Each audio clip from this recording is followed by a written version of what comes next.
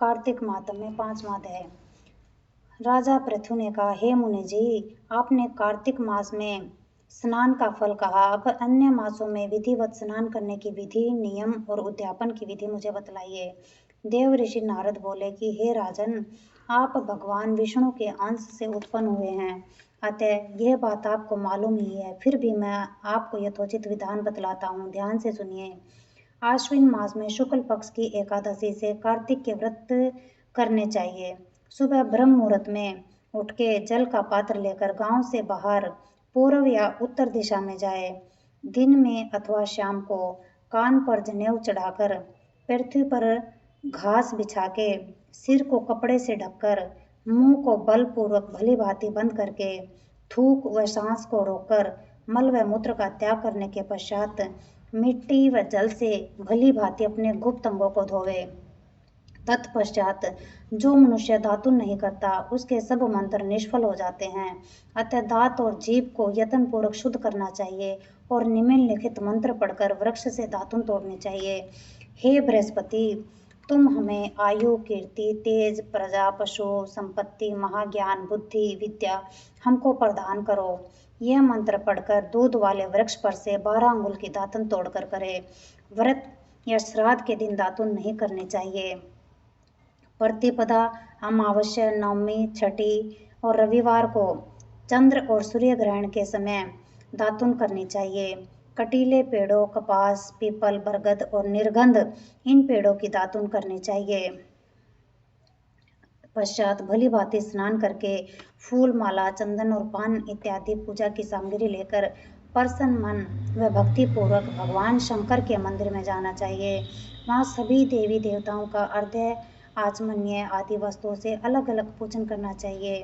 फिर भक्तों के स्वर में स्वर मिलाकर श्री हरि का कीर्तन करना चाहिए। मंदिर में जो गायक भगवान श्री हरि का कीर्तन करने आए हों, माला, चंदन, तांबुल आदि से उनका पूजन करना चाहिए, क्योंकि देव स्थानों में भगवत कीर्तन करने वाले भी साक्षात भगवान विष्णु की ही मूर्ति होते हैं। यह लोग सतयुग में विष्णु जी को अपनी तपस्या, योग और दान द्वारा भगवान को प्रसन्न करते थे, मगर कलयुग में भगवत गुणगान ही भगवान श्री हरि को प्रसन्न करने का प्रधान साधन माना गया है। नारद जी ने राजा पृथु से कहा कि हे नारद, मैं वैकुंठ अथवा योगियों के हृदय में भी नहीं रहता, अपितु जहाँ मेरे भक्त मेरा कीर्तन करते हैं वहाँ मैं अवश्य रहता हूँ। जो मनुष्य चंदन माला आदि से मेरे भक्तों का पूजन करते हैं, उनसे मेरी ऐसी प्रीति होती है जैसे कि मेरे पूजन से भी नहीं हो सकती।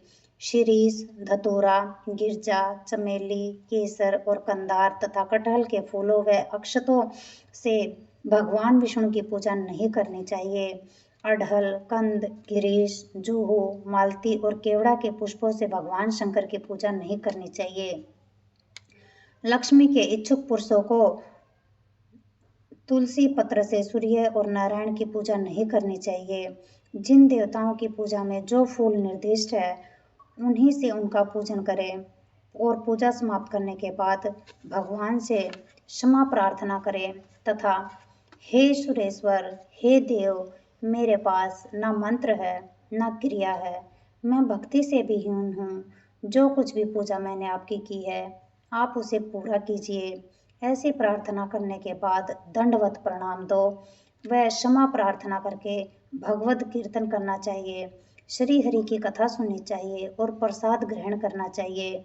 इस तरह बताई गई विधि के अनुसार जो मनुष्य कार्तिक व्रत का अनुष्ठान करते हैं, वह संसार के सभी सुखों को भोगते हुए अंत में मुक्ति को पाते हैं। जय विष्णु भगवान। सुख शांति, सुख शांति, सुख शांति।